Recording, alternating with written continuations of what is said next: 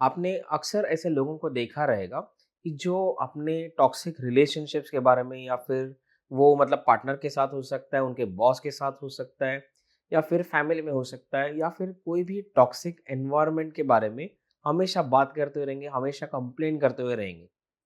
और ये सिलसिला महीनों तक चलेगा, सालों तक चलेगा और कुछ सालों के बाद या कुछ गैप के बाद भी आप अगर मिलते हो तो वही टेप बजती रहती है। लेकिन सॉलिड एक्शन अगर आप उनको पूछोगे कि आपने इसको रिज़ॉल्व करने के लिए कुछ किया? तो कुछ भी नहीं किया रहता है। वो बस उसी में चलते रहते हैं। ज़्यादा से ज़्यादा उसमें फ्रस्ट्रेट होते रहेंगे और स्ट्रेस बढ़ते हुए रहेगा। तो वो चाहे तो एक्शन ले सकते थे, वो उसमें से बाहर निकलने की कोशिश कर सकते थे या फिर उसको रिज़ॉल्व करने की कोशिश कर सकते थे। अगर कोशिश करते तो शायद अब तक रिज़ॉल्व भी हो जाता था। लेकिन फिर भी अगर वो नहीं कर पा रहे, तो ऐसा क्या रीज़न है कि वो नहीं कर सकते ये या फिर नहीं अचीव कर पा रहे? तो वो रीज़न्स क्या हो सकते हैं? वही आज का हमारा टॉपिक है।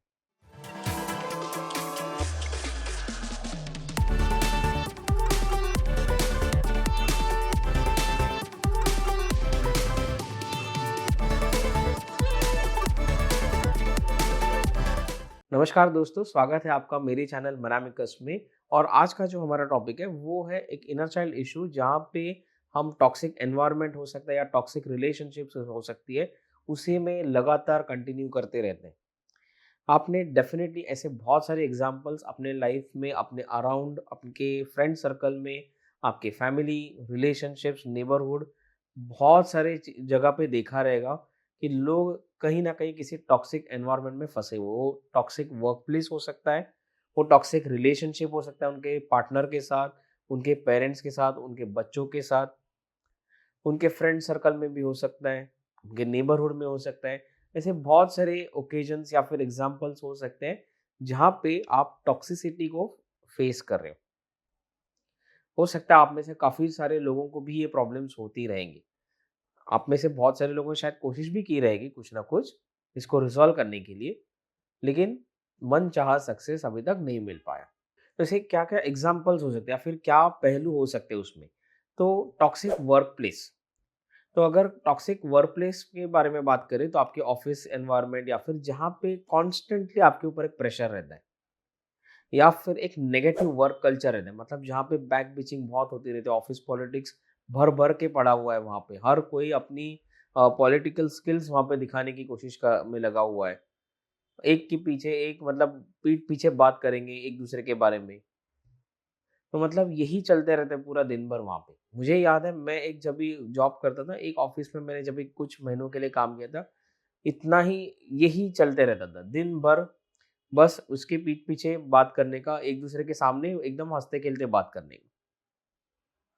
और जैसे वो इंसान चला जाए, उसके पीठ पीछे उसकी बुराइयाँ शुरू। मैंने सिर्फ़ 5-6 महीने काम किया और मुझे ऐसा लगा कि मैंने क्यों जॉइन किया इस ऑफ़िस को।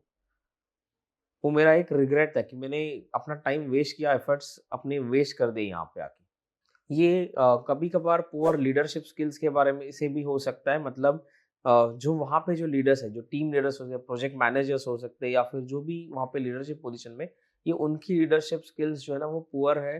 वो इन चीज़ों को मैनेज नहीं कर पा रही या फिर वो खुद भी इनमें इन्वॉल्व्ड है।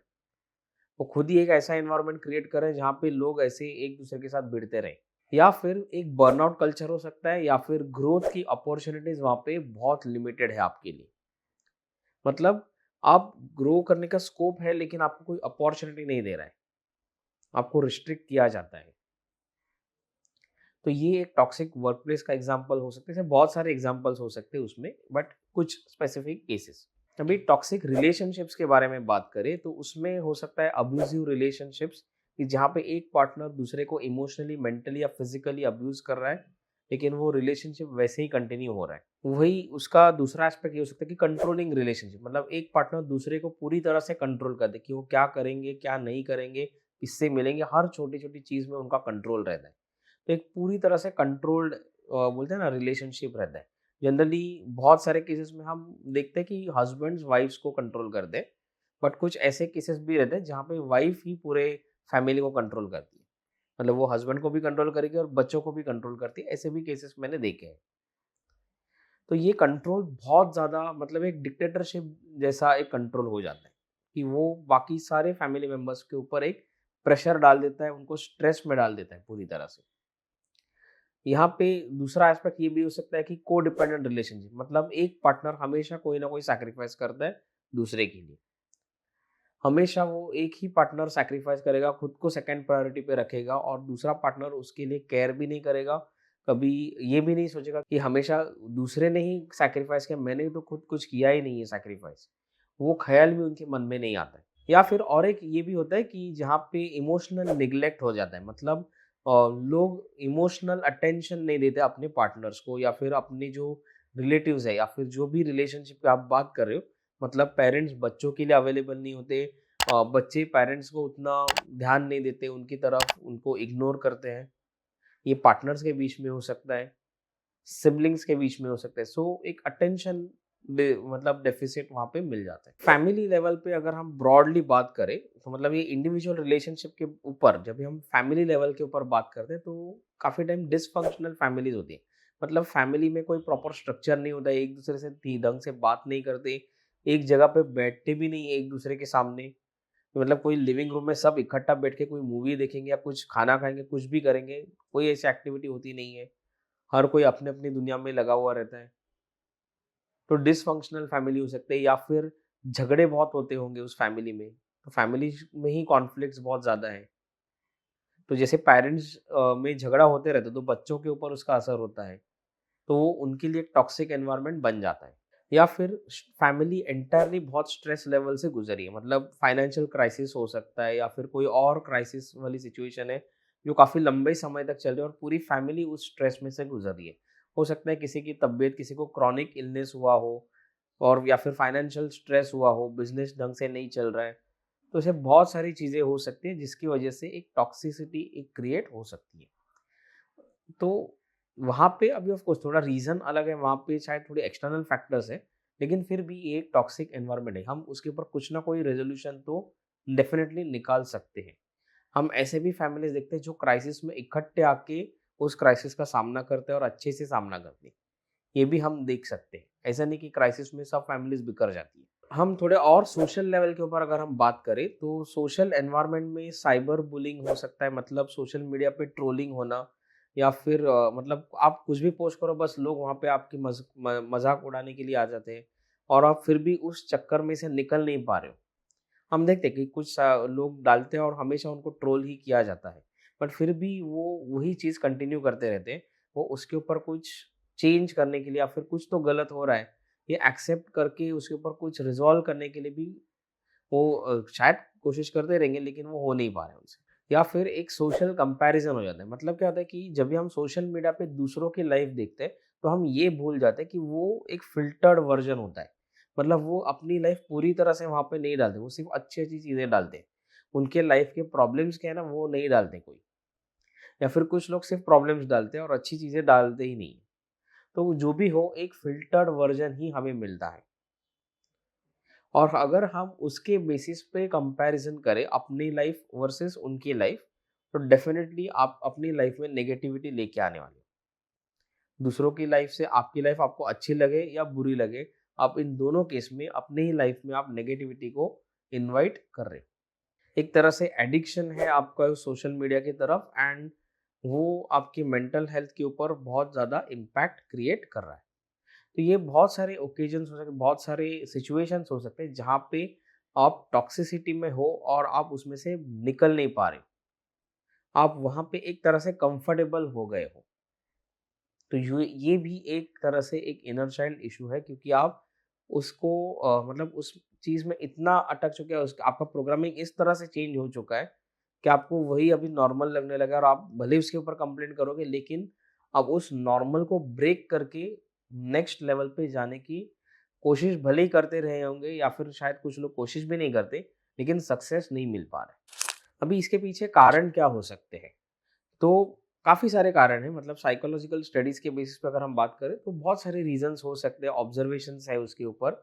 उसमें से पहला एक ये हो सकता है कि अटैचमेंट थियरी, तो जिसे को कहा जाता है। तो उसमें क्या होता है कि एक तरह से हम अटैच हो जाते हैं उस सिचुएशन के साथ इतने कि मतलब उस टॉक्सिक एनवायरनमेंट में हो सकता है, टॉक्सिक फैमिली में हो सकता है, टॉक्सिक रिलेशनशिप हो सकता है या फिर उस टॉक्सिक वर्क प्लेस में, कि हमें ऐसा लगने लगता है कि अगर हम इसमें से बाहर निकलेंगे तो हमें कोई अपनाएगा ही नहीं।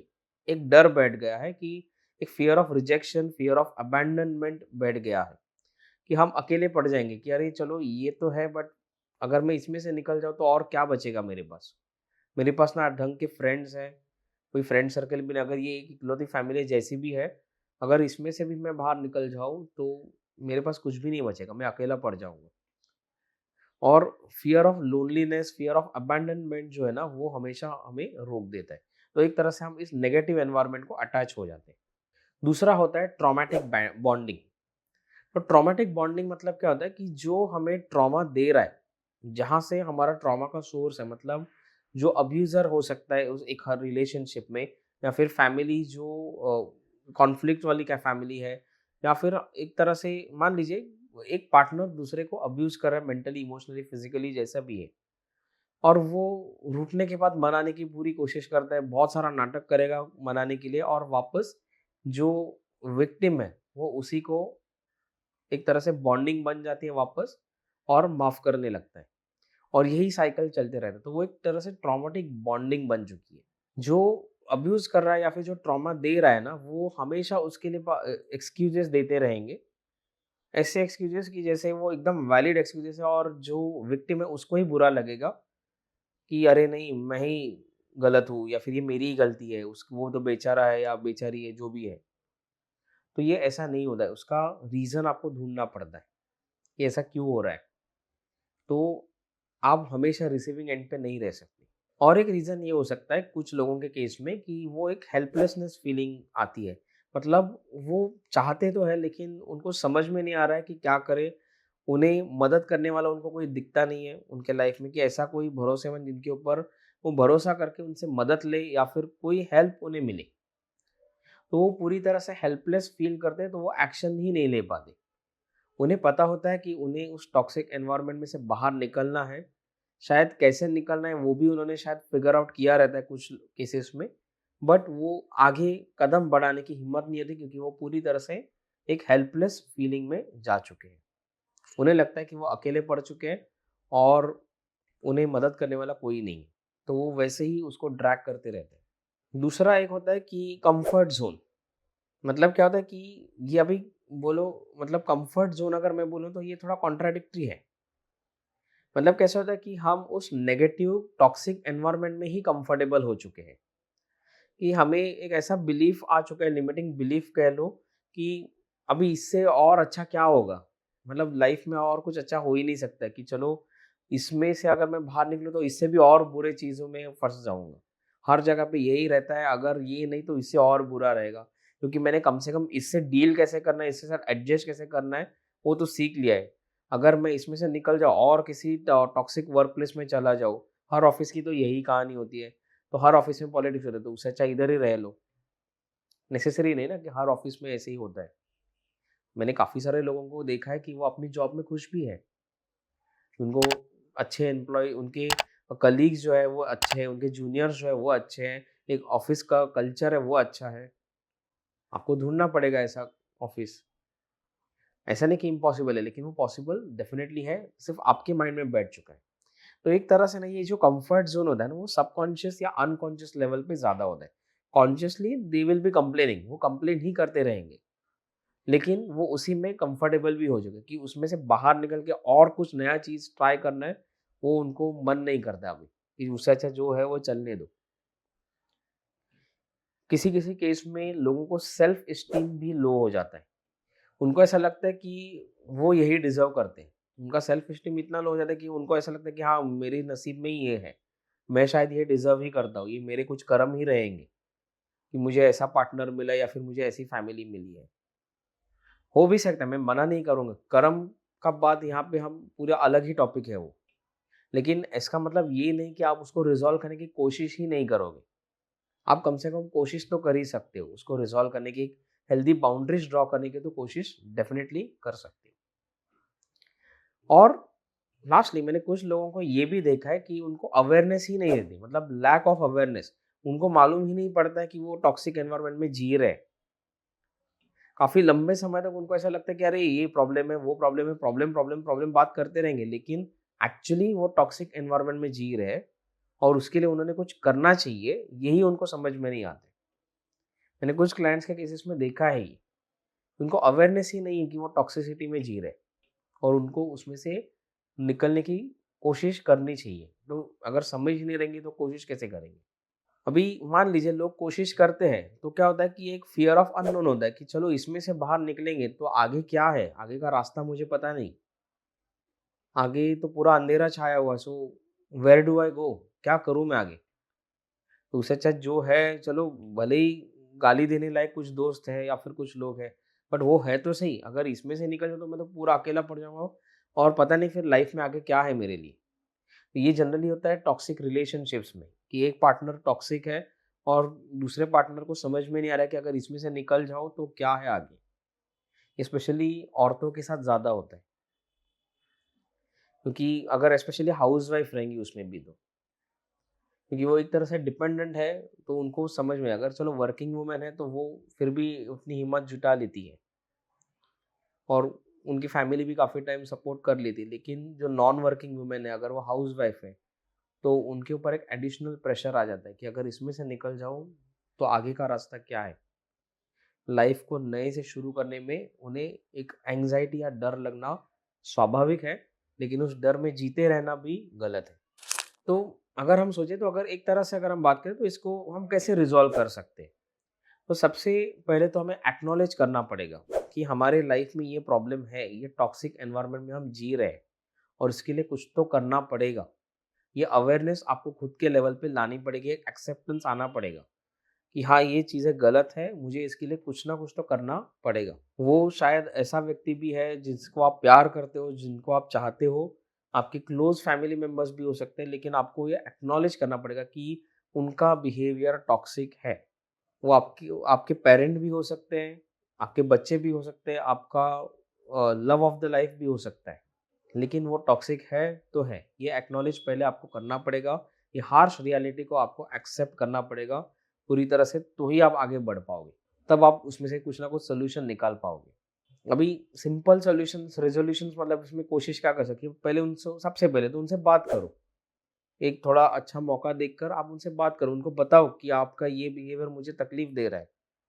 शायद उसमें से उनको रियलाइज़ेशन आ जाए और वो सुधर जाए, चेंज हो जाए उनमें। लेकिन सिर्फ़ उन्हें ही ये काम करने का ऐसा सजेशन देना लिमिटेड होगा। मतलब एक तरह से दोनों ने अपने ऊपर काम करना चाहिए। मतलब उस पार्टनर ने, उस सामने वाले इंसान ने भी ये देखना चाहिए, अपने आप पर काम करना चाहिए और आपको भी खुद को सेल्फ इंट्रोस्पेक्ट करना चाहिए कि मेरी कौन-सी ऐसी एक्शंस हैं जो उसको शायद ट्रिगर कर रही है या फिर उनको भी तकलीफ़ दे रही है। और वैसे ही उनकी जो भी एक्शंस है जो आपको तकलीफ़ दे रही है, आप उनको बताओ। तो ये टू वे कम्युनिकेशन होना चाहिए। ऐसा नहीं कि आप सिर्फ़ उनको ही बताओ। और देखो, अब मैं ये नहीं कर रहा कि हमें वापस आपको ही एडजस्ट करना है, नहीं। अगर आप भी कहीं पे गलत हो तो आपको भी सुधरना चाहिए। आप सिर्फ़ ये एक्सपेक्ट नहीं कर सकते कि कोई और, तो आप वापस उनको रिवेंज ले रहे हो फिर। तो काम दोनों को करना चाहिए, दोनों इन्वॉल्व्ड व्यक्तियों को करना चाहिए। तो आपने आपका होमवर्क करना है, उन्हें अपना होमवर्क करना है। जो भी कम्युनिकेशन गैप है, अभी यहाँ पे ना जनरली क्या हो जाता है ऐसे केसेस में, कम्युनिकेशन गैप्स बन जाते हैं। तो उन कम्युनिकेशन गैप्स को फिल अप करो। आपका कम्युनिकेशन एक दूसरे के साथ इम्प्रूव करने की कोशिश करो। एक दूसरे के साथ बात करो, कुछ कॉमन टॉपिक्स निकाल के बात करो, कुछ इधर उधर की बात करो, लेकिन कोशिश करो। इसके एक लेवल आगे आप अगर जाओ तो थर्ड पार्टी हेल्प ले सकते हो। मतलब क्या है कि एक मीडिएटर हो सकता है या फिर कॉमन फ्रेंड हो सकता है, कोई एक्सपर्ट हो सकता है, काउंसलर हो सकता है, जो दोनों के बीच में सुलह करवा सकते हैं। तो मतलब क्या होता है कि वो आपके कम्युनिकेशन गैप को ब्रिज करने का काम कर सके, कि जो भी दोनों में कॉमन पॉइंट पे लेके आने के लिए हेल्प कर सके। बट ऑफ कोर्स उस वो आपका इंसान जो है ना, वो ट्रस्टवर्दी नहीं, या फिर कोई एक्सपर्ट होना चाहिए, काउंसलर या फिर वैसा कोई, कि जो आपको अच्छे से हेल्प कर पाए, ना कि उस आग में और घी डालने का काम करे। और अगर इन सब के बावजूद अगर आपको रिजल्ट नहीं आ रहा है, तो कहीं न कहीं आपको एक फ़र्म एक्शन लेने की हिम्मत जुटानी पड़ेगी। आपको अपने आप पर ही काम करना पड़ेगा फिर। आपके जो डर हैं, आपकी जो एंग्ज़ायटीज़ हो सकती है, आपके नेगेटिव इमोशंस हो सकते हैं, ब्लॉक्स हो सकते हैं, जो भी आपको रोक रहे हैं, उनको रिज़ॉल्व करना पड़ेगा, उनको हील करना पड़ेगा आपको, और आपको ही एक फ़र्म स्टैंस लेना पड़ेगा आपकी लाइफ़ के लिए। जब आप खुद के लिए, अपने लिए एक फ़र्म स्टैंस लोगे, एक फ़र्म एक्शन लोगे, तब लोग आपके पीछे डेफ़िनेटली खड़े रहेंगे। जो लोग आपको रिस्पेक्ट करते हैं, जो लोग आपको प्यार करते हैं, वो डेफ़िनेटली आपको सपोर्ट करेंगे। लेकिन शुरुआत आपको अपने आप से ही करनी पड़ेगी। कोई और आपको आके मसीहा बन के कोई हेल्प करेगा, इसके इंतज़ार में आप ज़्यादा टाइम नहीं रुक सकते। क्योंकि शुरुआत हमें ही करनी पड़ेगी, हमें ही हमारे लाइफ़ का कंट्रोल हमारे हाथ में फिर लेना चाहिए। अगर स्पेशली आप विक्टिम हो तो। आप मतलब कैसे, पहले आप मन में डिसाइड करो कि हाँ, मुझे ये करना है। फिर आप लोगों से जाके मदद माँगो, डेफ़िनेटली मिलेगी मदद। कोई ना कोई रास्ता ज़रूर दिखाएगा यूनिवर्स या फिर जो भी भगवान जिसमें भी आप बिलीव करते हो, वो डेफ़िनेटली इसमें से रास्ता निकालेंगे। निकल के आएगा, मैंने देखा है लोगों को, मतलब बस उन्होंने डिसाइड किया है और कुछ बेसिक चीज़ें उन्होंने की है, कुछ रेमेडीज़ या फिर जो भी उनको खुद के लिए जो काम करने बोला है, वो किया है, and they were able to come out of the toxic relationships. अपने टॉक्सिक एनवायरनमेंट को छोड़कर आसानी से बाहर निकल के एक अच्छी लाइफ जी रहे हैं। तो ये डेफ़िनेटली आपके कंट्रोल में है, और डेफ़िनेटली आप जब भी इसको रिज़ॉल्व करते जाओगे, तो आपको खुद को भी अपनी हीलिंग करनी ज़रूरी है। मेंटल और इमोशनल हीलिंग, क्योंकि आप एक ट्रॉमा से गुज़रे हैं, तो आपको ये डर सताएगा कि ये वापस रिपीट ना हो लाइफ में। कि चलो मैंने बात कर ली, रिज़ॉल्व किया, अभी तो सब अच्छे से चल रहा है, कहीं ये वापस शुरू ना हो जाए। तो क्या होगा, अगर आपके माइंड में वही टेप चलते रहेगा, तो लॉ ऑफ अट्रैक्शन के जैसे आप वही मैनिफेस्ट करना वापस शुरू करोगे। तो ये भी होता है कुछ लोगों की, वो सुधर जाता है रिलेशनशिप वापस, लेकिन उनके माइंड में ये डर बैठा रहता है, तो वही चीज़ें वापस शुरू हो जाती है लाइफ में। तो इसलिए इमोशनल हीलिंग बहुत ज़रूरी है। यहाँ पे इनर चाइल्ड आपको आपको हील करना चाहिए। जो भी आपकी हीलिंग मोडालिटी आपको आती हो, या फिर कोई सीख लो या फिर करवा लो, जो भी है, ये बहुत ज़रूरी है। ये डेफ़िनेटली, क्योंकि कैसा है ना कि इसके एडवांटेजेस मैंने देखे हैं खुद के पर्सनल लाइफ में, लोगों को उसके बेनिफिट लेते हुए देखे हैं, इसलिए मैं इसका मतलब ज़िक्र कर रहा हूँ बार-बार। हर वीडियो में इसका मैं ज़िक्र करता हूँ। क्योंकि ये एक ऐसी चीज़ है, एनर्जी हीलिंग या फिर जो डेफ़िनेटली आपको रिज़ल्ट्स देती है। और डेफ़िनेटली एक बार आप जब भी अपनी डिसीज़न ले लेते हो आगे बढ़ने के लिए, तो आपको एक्सपर्ट एडवाइस भी कुछ-कुछ चीज़ों में लग सकती है। जैसे मान लो आपको फ्यूचर के लिए आपके फाइनेंसेस प्लान करने हैं, तो आपको कोई फाइनेंशियल एडवाइज़र जो एक्सपर्ट रहेगा वो बताएगा उसमें, क्योंकि ये सिचुएशन है, अभी इसमें से क्या कर सकते हो? या फिर कोई करियर गाइडेंस देने वाला रहेगा, तो वो भी आपको एक्सपर्ट एडवाइस दे सकते हैं। तो ऐसे रिस्पेक्टिव फील्ड से रिलेटेड रिस्पेक्टिव एडवाइसेस आप ले सकते हो। लेकिन जाके एडवाइस लेना ज़रूरी है। आप खुद ही सोचते रहोगे ना दिन भर, तो ओवरथिंकिंग में जाने के चांसेस है। तो उससे अच्छा आप एक्सटर्नल हेल्प ले लो और फटाफट आगे बढ़ो। अल्टीमेटली एंड में मैं यही कहूँगा कि जो भी टॉक्सिक एनवायरनमेंट आप फेस करते रहेंगे, तो उसमें से बाहर निकलने की कोशिश करना बहुत ज़रूरी है। उसमें कंटिन्यू करते रहोगे, तो आप अपनी मेंटल, इमोशनल हेल्थ के साथ खिलवाड़ कर रहे हो। आगे जाके वो फिज़िकल हेल्थ पे भी रिफ्लेक्ट होगा, और धीरे-धीरे वो बाकी सभी एस्पेक्ट्स जो आपकी लाइफ में, वो उसमें प्रॉब्लम्स क्रिएट करना शुरू करेगा। और आप एक ऐसे लेवल तक उसमें फँसते जाओगे कि उसमें से फिर आपको बाहर निकलना बहुत मुश्किल हो जाएगा, किसी-किसी केस में नामुमकिन भी हो जाता है। तो जब तक आपके हाथ में कंट्रोल है या वक़्त है, आप इसको डिसाइड करो, और अपने आप के लिए एक फ़र्म स्टैंड लेना बहुत ज़रूरी है। अगर आपको आज का ये टॉपिक अच्छा लगा हो या फिर आप रिलेट कर पाए हो, तो मुझे कमेंट्स में ज़रूर बताइएगा, और इस वीडियो को ज़्यादा से ज़्यादा लोगों के साथ शेयर कीजिए, ताकि उन्हें भी इसकी अवेयरनेस बढ़े, और इस वीडियो को लाइक कीजिए, और अगर आप इस चैनल पे नए हो, तो ज़रूर सब्सक्राइब कीजिए। Thank you.